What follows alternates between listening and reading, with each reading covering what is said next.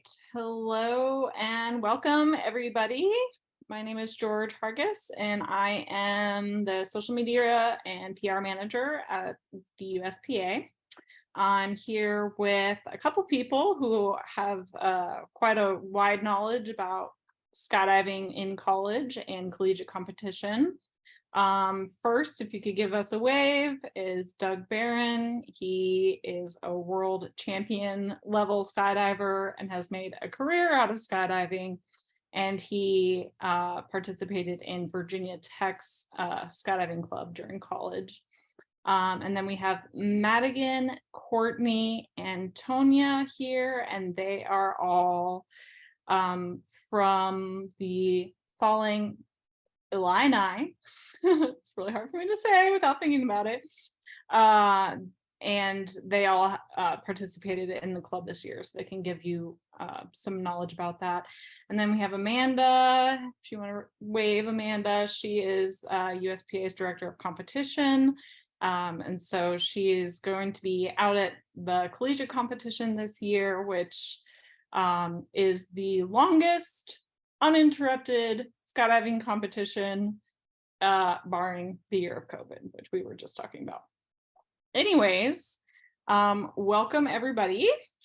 I'm gonna go ahead and ask some questions, but if any of you out there in the audience want to write a message down in the chat, you totally can, and I will try to get to them as we can. Okay, so and then if you accidentally unmute yourself and you're not speaking, try to remember to mute yourself so we don't have a lot of background noise. So, all right, first question. You guys can all answer this, but we'll go in order. So starting with Doug. So Doug, were you a skydiver before participating in the club at your university? Yes, I was. I started jumping at the age of 16, and I had my B license when I joined the club at Virginia Tech. Awesome. Lucky one of those that got to skydive before they were 18. Yeah, I'm second generation, so that made it a little bit more feasible. My dad took me on my first 2 tandems, so that's pretty cool. Awesome. Very cool. And Madigan, were you a skydiver before? Yeah, actually, my story's almost exactly the same as Doug. I did my first tandem when I was 16. I got my license when I turned 18, and I also had my B license when I joined the club at UFI in 2019. Awesome, very cool. Courtney, were you a skydiver prior to being part of the club? I was not. I did my first tandem the summer before I started at U of I, and then I coincidentally moved in with a bunch of skydivers, and they just kind of convinced me to keep going with it. Awesome. And what license do you have right now? I have an A license. Okay, awesome, very cool. And then Tonya, were you a skydiver before joining or participating in the club? Yeah, I got my A and B license in the summer of 2021, and then fall of that year I joined Falling Illini and was behind on their endeavors on collegiate. Very cool. Second question, Doug, you can start us off because you did participate in collegiates, which is the college level competition that USPA hosts. What was that experience like for you, Doug? It was fantastic. I built some of my longest and closest relationships through the collegiate skydiving competition, and kind of like career changing for me as well. We won the 4-way category in 2009 at collegiates, which really sparked a big path of the journey that I'm on right now. I can't recommend the collegiate competition enough to everyone. They have categories that you don't get at USPA nationals, like a 2-way FS event for people with under a certain amount of jumps. So it's fantastic. It's for everybody. And again, yeah, it is a huge impacting event in my life every year that I went and competed there. So everyone should do it. Yeah, and I've seen you at collegiates, now that you're not participating in a skydiving club. I think that's when I first met you, was you were at collegiates for representing Sunpath. And yeah, and a lot of us that have graduated and moved on, we really we enjoyed it so much, and it was such an impacting event that we want to give back and go back and help support the collegiate competition. So it's pretty awesome. yeah, I think I remember that year Sunpath gave some gear to the kind of the club Western that Michigan University. Yeah, Western Michigan University. Yeah, the owner of Sunpath is a large supporter as well, and she donated a whole container, base price and options, 100% discount to the club that represented the like best feeling of collegiates, like a good vibes kind of thing. And the Western Michigan crew came, and they all drove down with their DZO in one van and stayed in tents. And like, I was like, that's exactly what I did. And they got awarded the gear to support their club. So it's pretty cool. That's awesome. So you never know, if you participate in collegiates, you might win something more than just a medal. Or you might have a career change. You never know. Madigan, did you compete in collegiates while you were in part of your skydiving club? Yeah, I did. I competed twice in 2019 and 2021, I think. Yeah, it was a really great experience for me. I met a lot of people who I'm still in touch with in skydiving, and then it also I went alone the first year actually, and it was still a great experience. I met a bunch of people from other schools. I actually met a lot of people from Western Michigan that we was talking about, and in the following year we had an entire team from U of I, and that was a great experience. Brought me a lot closer with those people as well, and also it was a really great experience because I think when you go to the average drop zone, you don't often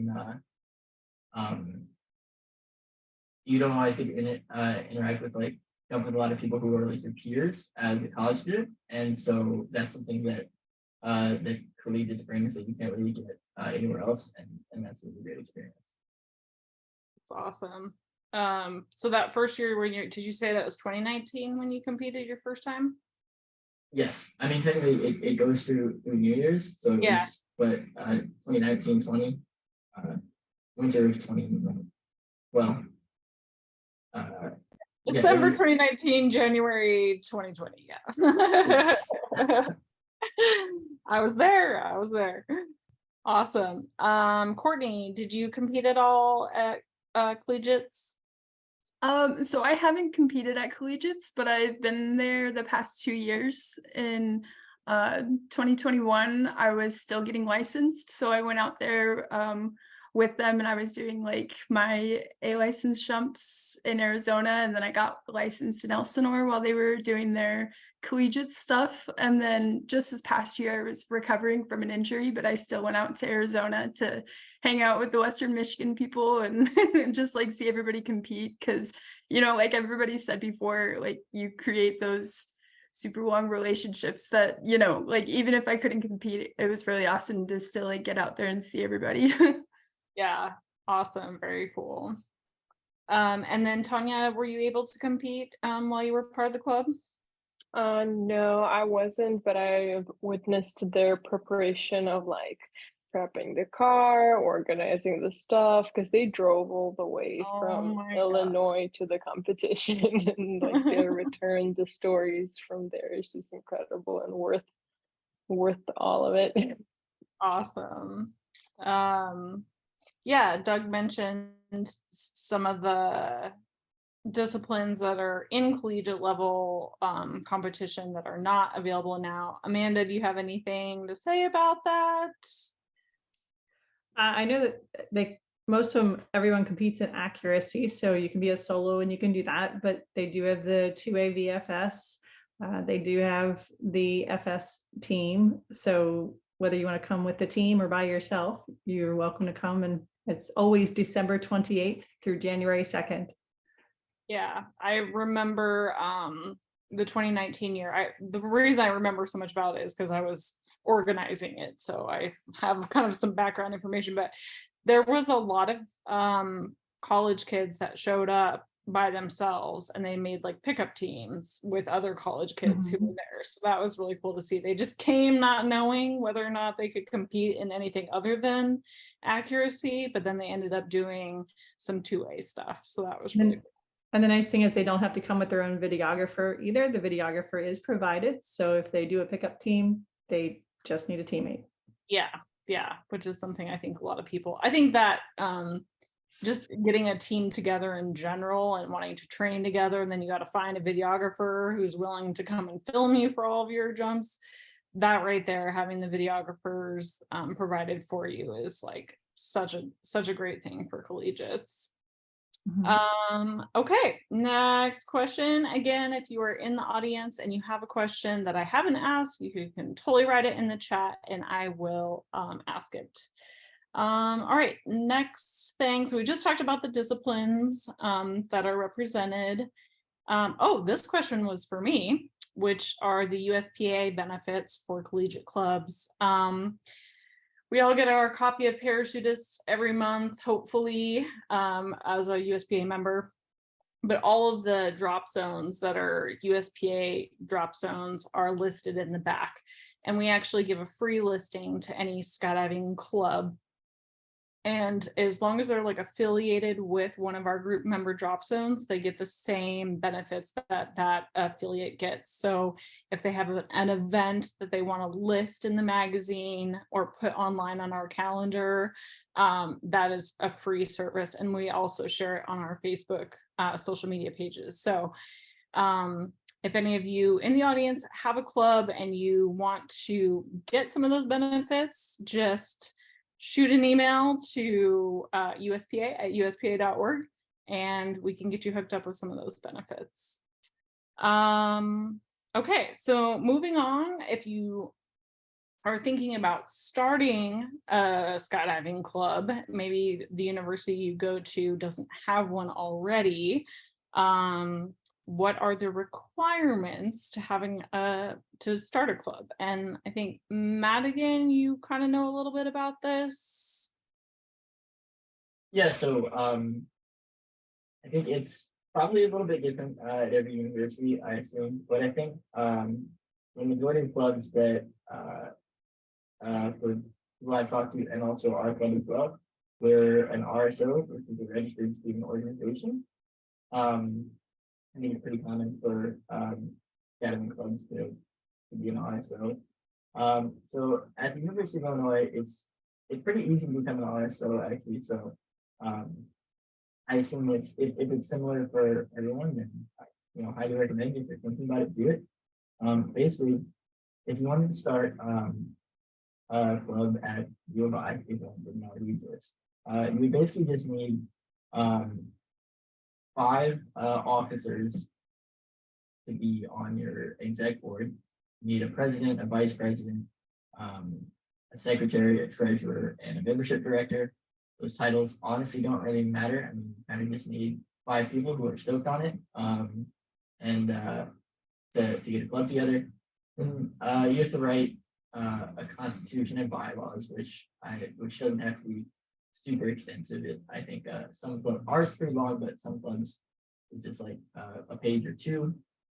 And then you just basically during this set like registration period, you basically fill out this sort of application that's online. It's not a lot of writing. It's pretty simple actually. And then you just submit that, and then assuming you're approved, which means it's not difficult, there aren't a ton of requirements, then you get to be an RSO for the following year. So yeah, for us, the re-registration process for clubs that already exist is pretty similar, and so we basically follow that every year. We still have to just, renew that our constitution is, still up to whatever standards they have. And we have to maintain that we have enough officers, and then we register, and it's basically the same process as if we were starting a new club. If you meet those requirements, then your club's approved. Awesome. And then I know you said University of Illinois required 6 or 5? 5. 5. I think when I got there, my freshman year, there were only actually 2 licensed skydivers, and we just had like I don't know, some of their roommates or one of the officers, and it just so it's you can always find a way to make it work. Yeah, for sure. Find a warm body that is a registered student at the university, right? Doug had a good hack for that. Doug, can you tell us what you did with your club in order to boost membership numbers? Yeah, so when I was at the club, all the tandems that we brought to do tandems to the drop zones, they had to pay a $10 a semester membership fee, and then they became club members. That also gave them the benefits that the club drop zone relationship had. So that helped us inflate and make our number and grow our numbers as club members for the university as well. And then, like we said, it wasn't just that we were taking the $10. They also got all the benefits, like the discount on the tandem, and they got help through the AFF program or the AFP program at the sponsoring drop zone. Very cool. We just had a question shared in the chat, and maybe someone from the Falling Illini, I'm going to have to pause every time I say your name. They asked, we have the same college club rules at my university. I am faculty trying to get things organized. Would anyone be willing to share their bylaws, constitution, etc.? So is that something that can be passed along from one university to another? Yeah, Courtney's raising her hand. Go ahead. Yeah, so we actually have like a group chat between like the Falling Illini, the UC Berkeley, Western Michigan. We have like a big group chat where we've like been able to share like our constitution and like, what works between clubs and stuff like that. So I can definitely look that up and possibly like share that information with you, so you can share that with like people that have a club or want to start a club that would like to get involved in that group chat. Yeah. Okay, sounds good. So Andy, everyone's going to get an email after this webinar is over. So I'll include maybe Courtney's email or something in that email, so you guys can contact each other and discuss, if you're okay with that. Cool. Awesome. All right.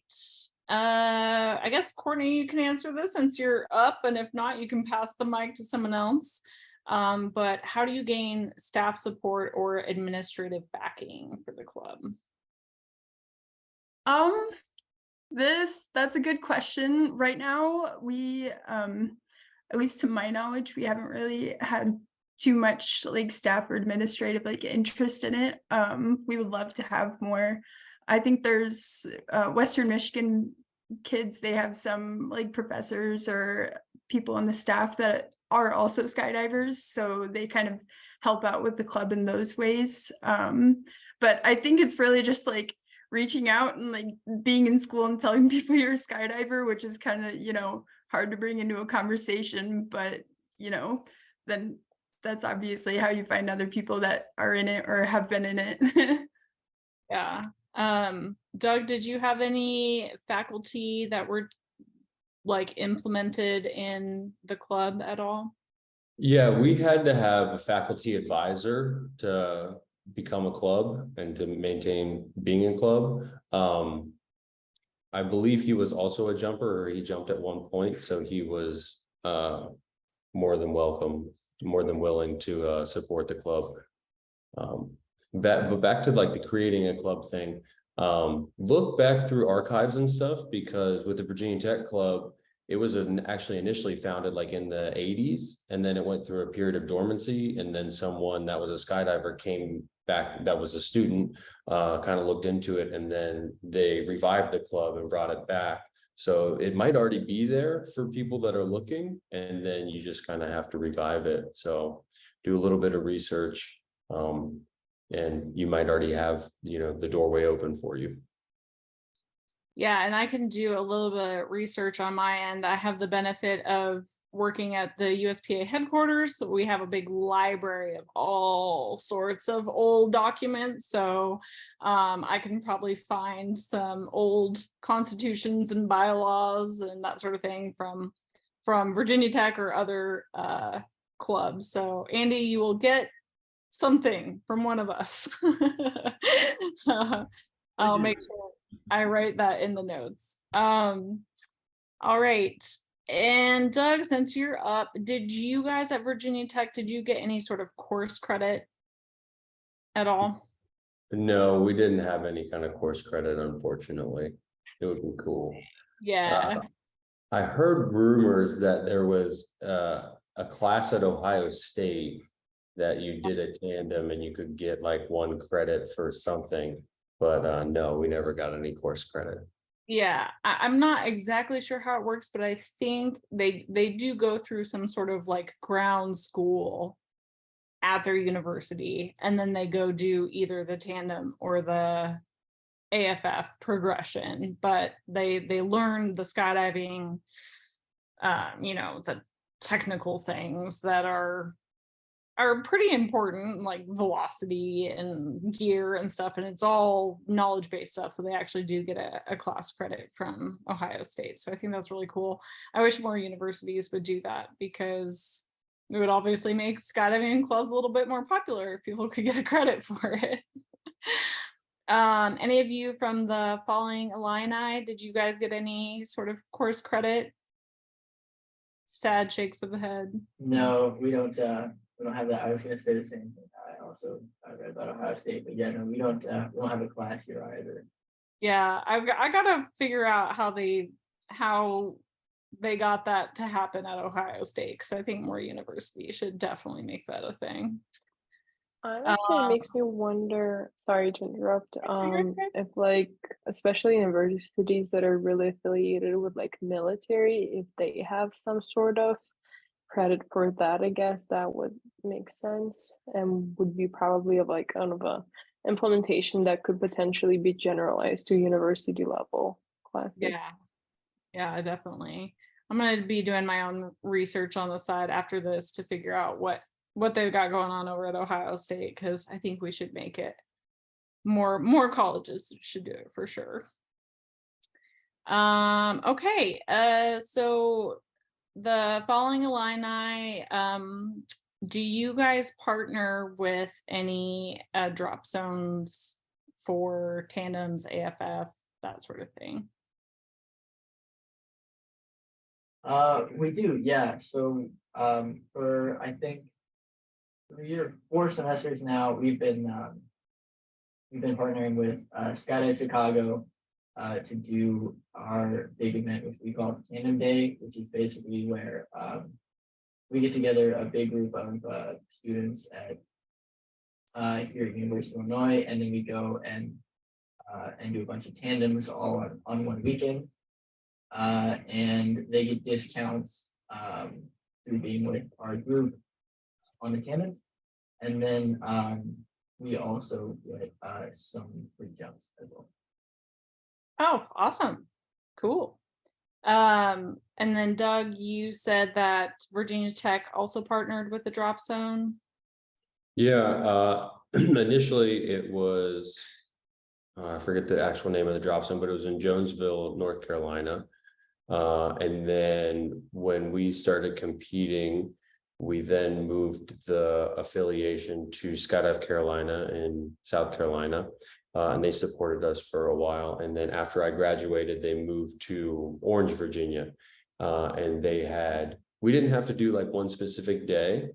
Essentially, when people wanted to do a tandem through the club, we would just contact the drop zone, and then we had a rate that they could get for being a college student.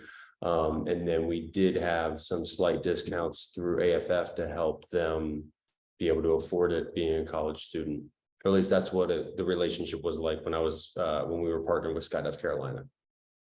Awesome. I know that when I worked at Skydive Arizona, there was 2 different universities nearby, Arizona State University and University of Arizona, and both of them at the time had skydiving clubs, and they partnered with Skydive Arizona, and Skydive Arizona did similar, like a tandem day, like what Skydive Chicago does, where the club brought out X amount of people and all of those people got discounted tandems. And then I do believe that they got some sort of discount when they began their AFF. So for those of you out there who are part of a skydiving club or want to be part of a skydiving club, always try to reach out to a local drop zone, because they can help kind of lower the costs. And it's win-win, because they're going to be getting, more skydivers in the door, and you guys are going to get cheaper rates for your club members. So does anyone have anything to add to that before we move on to the next question? Okay. All right. How did you advertise for members, Doug? Did you have any specific requirements in order to be a member? Sounds like you were open to anyone and everyone, but that's just... So the specific requirements for a member, you did have to do 1 jump a year. It was either a year or a semester. So like those tandems would count for that semester or that year. But then, to keep your membership, you had to do at least 1 jump per, like I said, I don't remember if we made it year or semester. How did we advertise for the club? So we had a big drill field at Virginia Tech, and we could set up tables on the drill field. And essentially the drill field was between the dorms and then the educational building. So people had to walk across it. And there was a process of going through reserving time on the drill field. We had weekly meetings, club meetings at a bar called Top of the Stairs, Tots. And we would just go over, club information at that time. So if we had tandems or somebody would be like, hey, come to the meeting, and then we can give you information about the club. Within the club, we started hosting this thing called conference night, and we would make dinner at somebody's house. And then we'd all come over and like hang out and watch skydiving videos and talk about skydiving and stuff like that. And we would be encouraged to bring friends that were interested. We also had other social gatherings that attracted people. So that was a good way to promote the club as well. Awesome. I think too, just like being at, a college party and mentioning that you're a skydiver kind of already starts the conversation of what, like, how did you do that? And then you can talk about the club and all that. Sure. So any of you from the Falling Illini, did you have a specific advertisement, the way to increase your membership? Yeah, so we, at the beginning of each semester, at the beginning of the fall semester, we have like a quad day. So like the main part of campus, all of the RSOs come out and, advertise their club. And then in the winter semester, they kind of have the same thing, just indoors. So we go out and do that. And then we can also rent a table in like the main building on campus to hand out flyers for that during the day. And then during the semester, we try to have, social events and other things like that. So this semester we had like a bowling night and a movie night. And then most of the time we go to a bar on campus and play pool and just kind of hang out. Because right now we're kind of a pretty small club. So we're really just trying to like build that relationship with people to try to get some people to stick. So Yeah, for sure. That part of the question I forgot to ask you guys that I asked Doug, which is the requirements. So what are the requirements for being a club member of the Falling Illini? Yeah, sorry, my dog's in the back. But so the requirements for our club right now, to be a club member, I think you have to be a licensed skydiver. Madigan, you can correct me if I'm wrong on any of this, but like, so you have to be a licensed skydiver to be a part of the exec board. And then we don't really have any club dues or anything. Again, because we're so small, we're really just trying to like get as many people willing to participate as possible right now. So yeah, right. They don't have to pay anything aside from their like discounted tandem. And then after that, we are working with the school to try to get like discounts on like the A license program and everything like that. But yeah. And Madigan, did you have anything to add to that as far as requirements for club members? Yeah, officially, just to be eligible to be a member, we actually just have it that you, if you go to ground school or make an AFF jump, then you are allowed to have like voting rights, and like sort of be a member. But then you actually have like further participation goals to get certain benefits. Basically. Okay, cool. So it sounds like there's a lot of different ways to do it. Let's see. How many members do you have now? I think we have people who are still at the university. I think we have 3. We had, and that counts Courtney, who's going to be graduating in next fall, and then me, who technically I'm graduating now, but I'm going to be a master's student, so I will be sticking around. But we've had at our peak, I think we had 6, and then over the past this year and last year, we've lost quite a few members, so we're over the phase again. So if you're watching this webinar and you live in Illinois or go to University of Illinois, you might want to join the club. Doug, how many members did you guys have when you were part of Virginia Tech Skydiving Club? I think in our busiest time, active licensed members, we had in the range of like the mid-teens, 15, 16, 17, something like that. So our club, we also incorporated all the grad students that were there. Like our busiest collegiate year, we had at least 1 2-way team, 2 4-way teams, a 6-way team, a VFS team, and then everybody competed in sport accuracy. So we had quite a few at one point, but then we also had a lull. You know, we had when I first started, it was lower, maybe around 8 or 10, or maybe even less licensed jumpers. And then after we left, I know the club, I don't want to say struggled, but also went through a lull, and they were down at like maybe 4 or 5 members, active jumping members.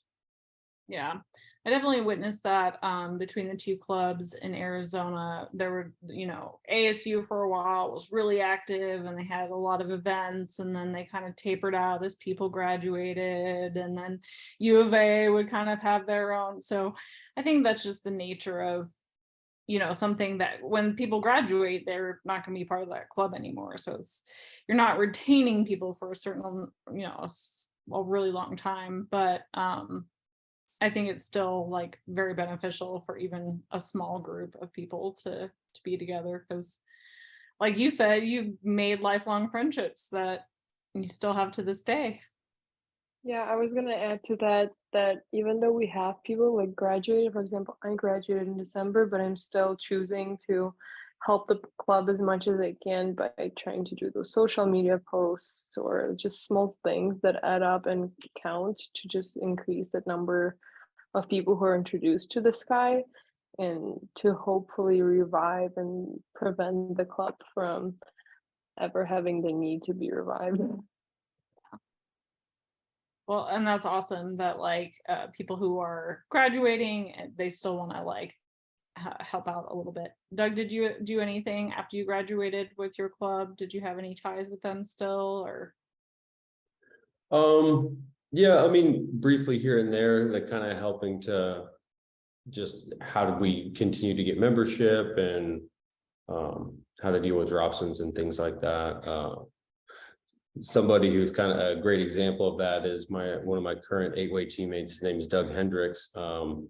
And he got his PhD at UConn, and he stayed within the club and he's now graduated and finished his PhD, but he has a good relationship there and continues to help and support and kind of advise them through their transition period. So we all want to help, it was all very important to us when we were there. So reach out to those. And you'd be surprised how many people are still active in the community, in the skydiving community, that were collegiate athletes and collegiate members of the skydiving community.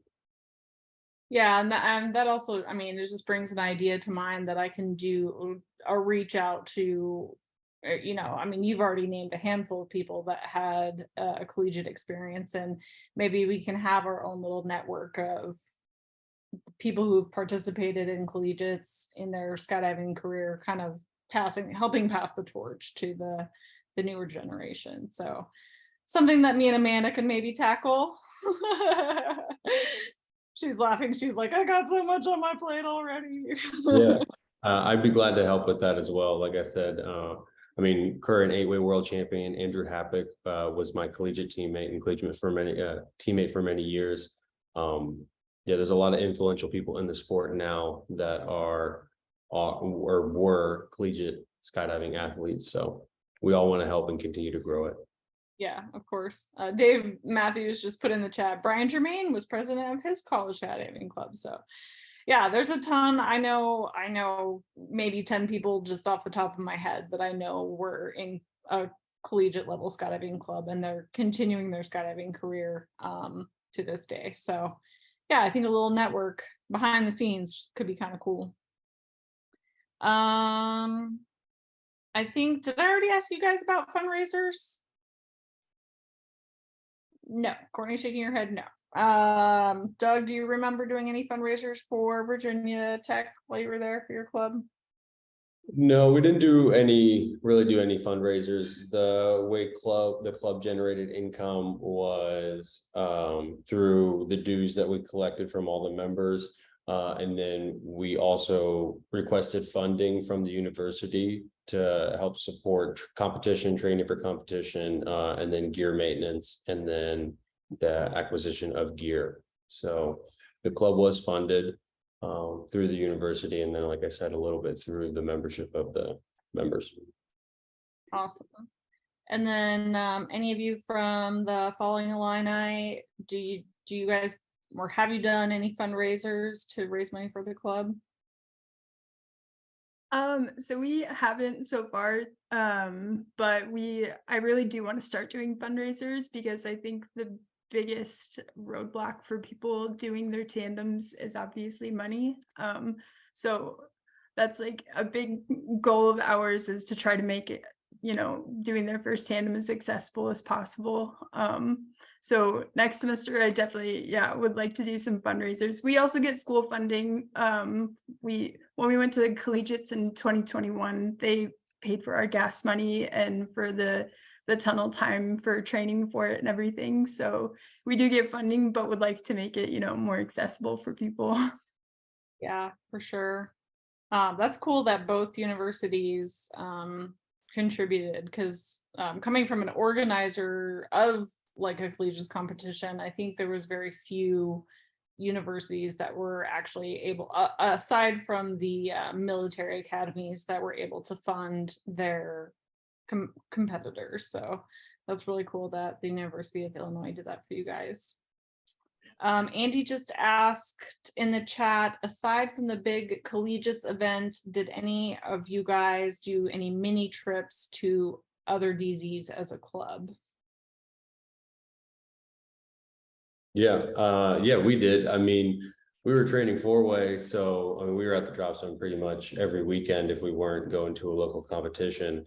And we brought whoever wanted to come with us. You know, we would essentially fill cars and drive to the drop zone and set up tents and sleep in tents and hang out. So it was a pretty frequent thing for us to do.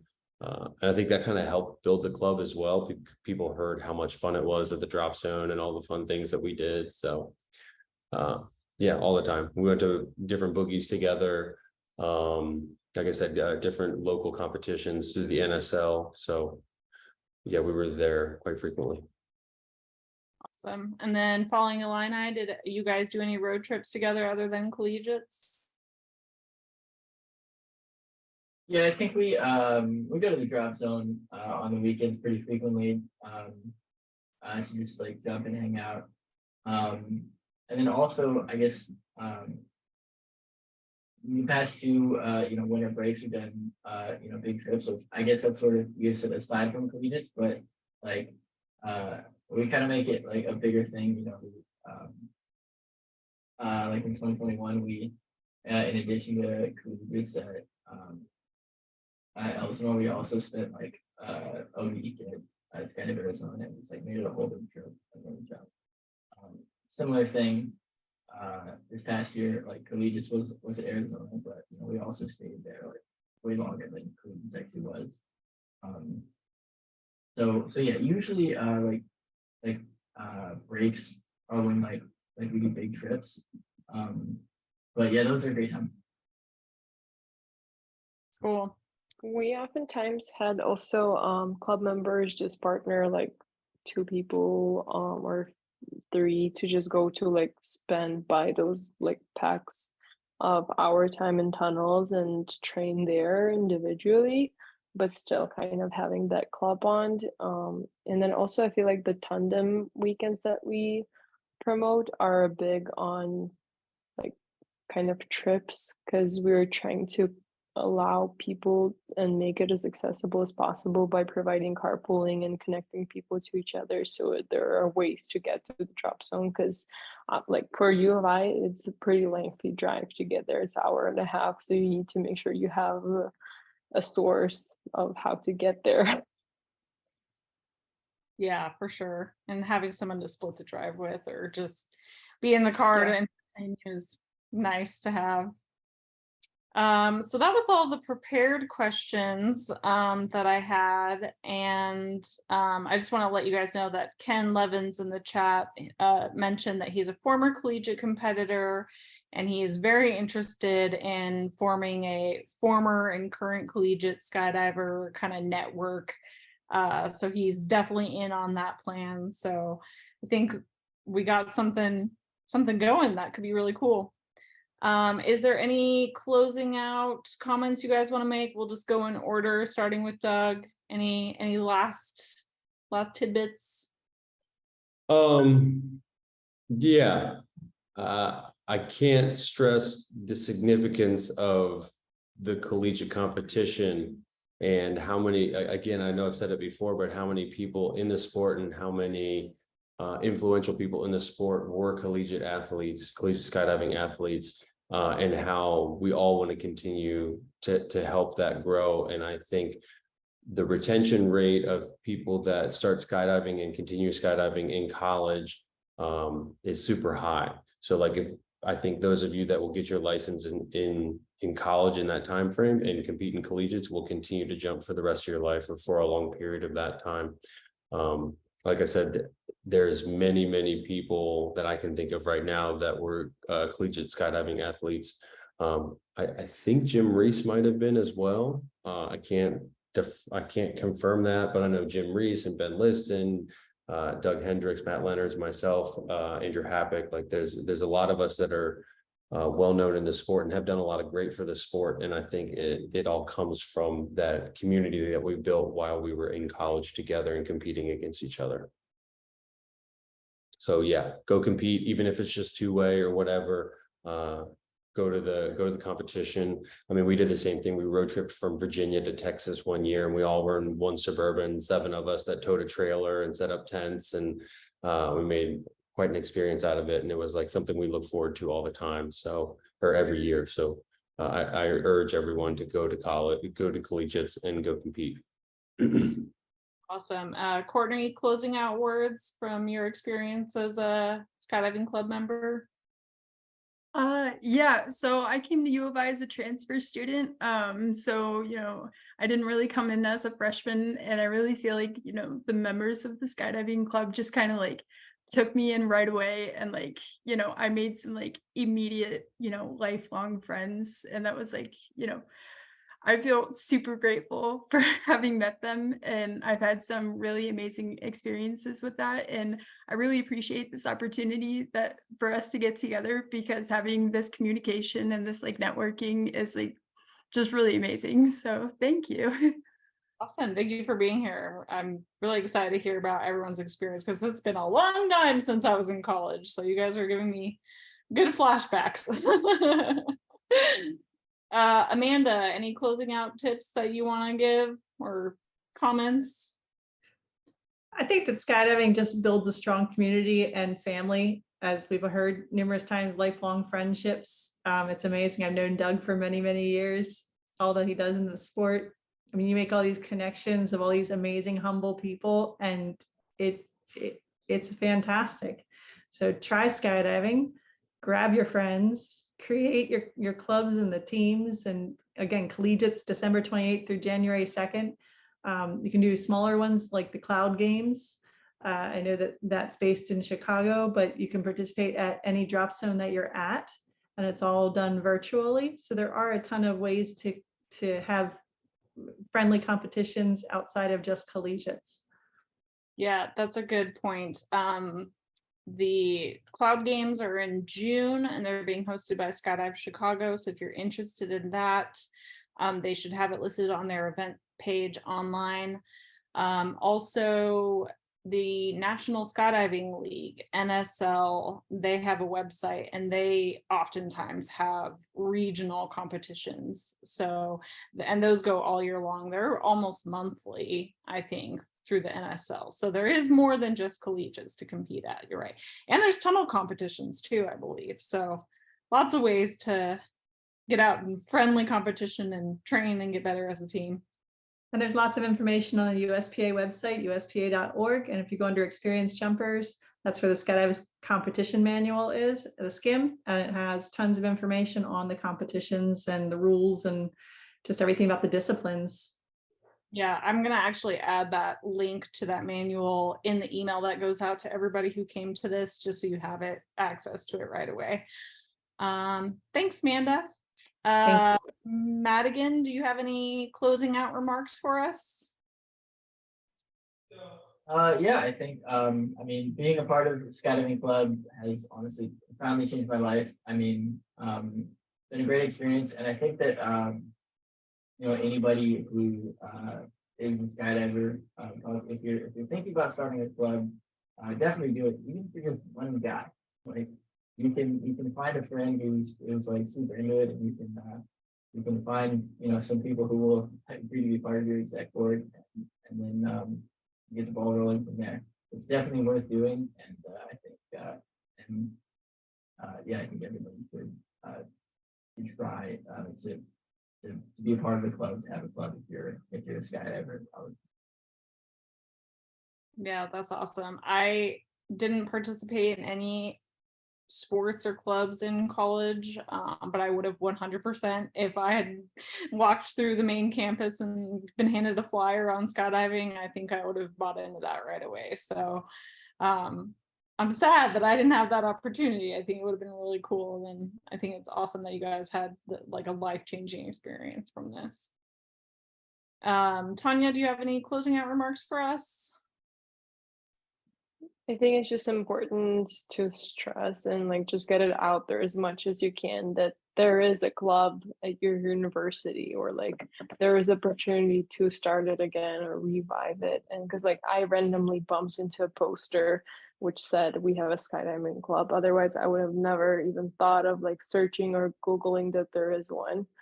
And again, the community that you gain from there, like the diversity that we had in our club is fascinating, because we had a lot of people from Eastern European, we had a guy from India, and it's just incredible how you have people from all around the world, and you know that there's that skydiving community from all around the world, and then there's that mini community that you also create in college, and it's just really those lifelong relationships that you build.